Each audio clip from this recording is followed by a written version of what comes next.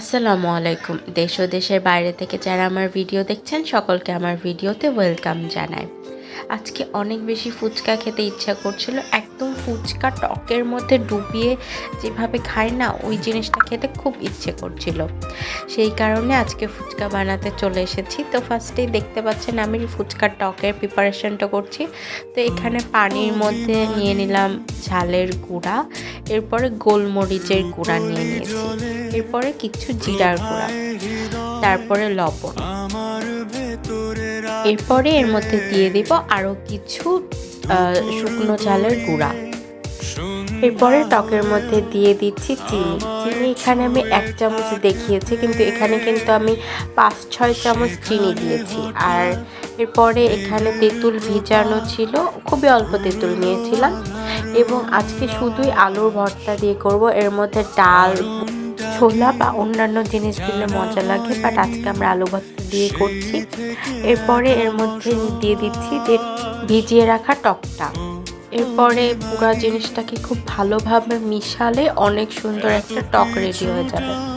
আমার মনে হয় আজকে আমি একটা বেস্ট টক রান্না করেছিলাম, কারণ এর আগে যে টকগুলো করেছিলাম সেগুলোর তুলনায় আমার কাছে আজকের টকটা খেতে খুব বেশি মজা লেগেছিল।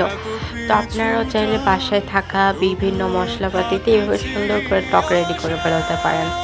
তো যাই হোক, টক যেহেতু রেডি, এটাকে রেখে দিলাম এবং এটাকে কিন্তু আরও অনেকক্ষণ ধরে আমি ভালো মতো মিক্স করেছিলাম। তারপর গিয়ে এখানে আম্মু আলু ভর্তাটাকে রেডি করছিল। আম্মু অনেক প্রপারলি আলু ভর্তা করতে পারবে, সেই জন্য আমি না করে আম্মু করছে।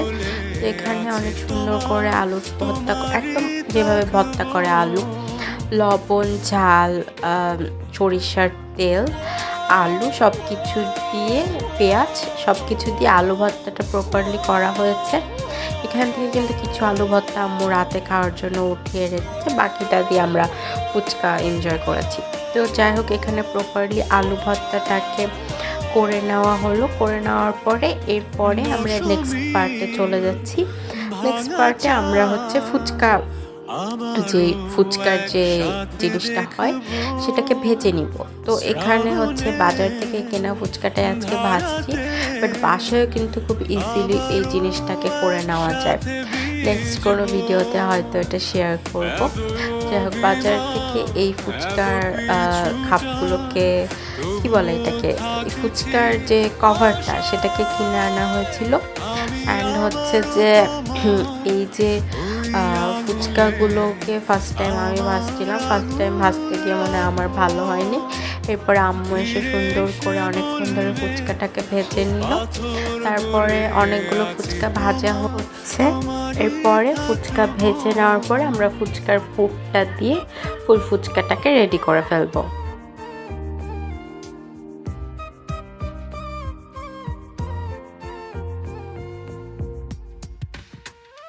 রূপলি সে জলের প্রভা এখনো আমারে মন তুলনা করোনা তুমি আগেও।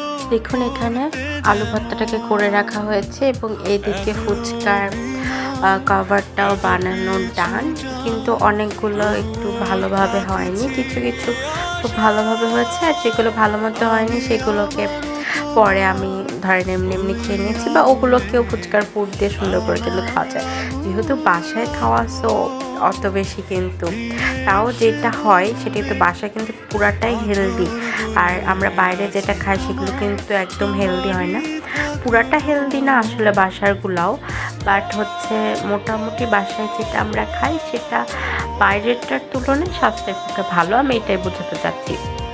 তো যাই হোক, এখানে আম্মু পুরটাকে দিচ্ছিল, আর আমি ভাবলাম কেন না একটু চানাচুর দিয়ে এটার মধ্যে কেমন লাগে খেতে। তো যেরকম ভেবেছিলাম তার চেয়ে চানাচুর অ্যাড করে আরও বেশি মজা হয়েছিল। আপনারা একবার ট্রাই করে দেখবেন, আশা করি অনেক ভালো লাগবে। তো আমার আইডিয়া অনুযায়ী আমি হচ্ছে এখানে ফুচকার পুরটার মধ্যে চানাচুর দিয়ে দিলাম, এবং আমার কিন্তু চানাচুর দিয়ে মনে হয়েছে যে এর টেস্টটা দ্বিগুণ হয়ে গিয়েছিল। তো এর মধ্যে চানাচুর দিয়ে সবগুলোকে রেডি করার পরে এর মধ্যে এখন টক দিচ্ছিলাম। আমি ভিডিওর শুরুতে যেরকম বলেছিলাম যে ভোরে ভোরে টক দিয়ে খেতে ইচ্ছা করছে, ওইভাবে একদম ফুচকা পুরা ভর্তি করে টক দিয়ে দিচ্ছিলাম। এবং এই ব্যাপারটাই মনে হয় আমার কাছে পুরা রেসিপিটার সবচেয়ে টেস্ট অ্যান্ড বেস্ট পার্ট। তো যাই হোক, ফুচকা তো রেডি, এবার এটাকে খেয়ে দেখার পালা। তো দেখতে কীরকম হয়েছে আপনারা দেখতে পাচ্ছেন, এবং খেতেও কিন্তু দারুণ ছিল। তো আপনারা অবশ্যই বাসায় ট্রাই করে দেখবেন, আমি জানি আমার চেয়েও আরও বেশি ভালোভাবে আপনারা বানাতে পারবেন। তো যাই হোক, আজকে আমার ভিডিওটা সেকেন্ড রেসিপি ভিডিও ছিল, একটা ফুচকার ভিডিও। তো যাই হোক, যদি আমার ভিডিও আপনাদের ভালো লেগে থাকে তাহলে অবশ্যই লাইক, শেয়ার অ্যান্ড সাবস্ক্রাইব করবেন। আল্লাহ হাফেজ।